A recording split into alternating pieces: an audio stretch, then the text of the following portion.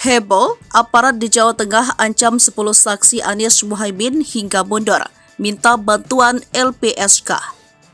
Heboh jelang sidang sengketa pemilu 2024 dalam agenda pembuktian pemohon dari Anies Muhaimin, 10 saksi kunci untuk mengungkapkan kecurangan Pilpres 2024 mendadak mundur.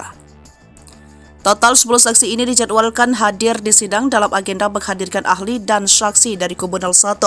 Anies Muhaimin di MK itu akan digelar pada 1 April. Ketua THN Amin Ari Yusuf Amir dalam konferensi persnya mengatakan, hampir seluruh Indonesia mendapatkan intimidasi, namun sangat banyak di kawasan Jawa Tengah dan Jawa Timur. Mereka mengalami intimidasi, kriminalisasi, dan itu juga terjadi, dan Ari siap membeberkan fakta dan ada buktinya.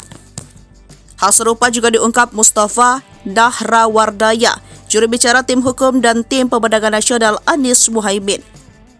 Ada saksinya yang tinggal di Jawa Tengah memiliki bukti lengkap berupa video dan bukti pendukung, malah ditekankan aparat untuk mengklarifikasi. Jika tidak mundur, maka saksi diancam pidana dengan tuduhan pasal berlapis.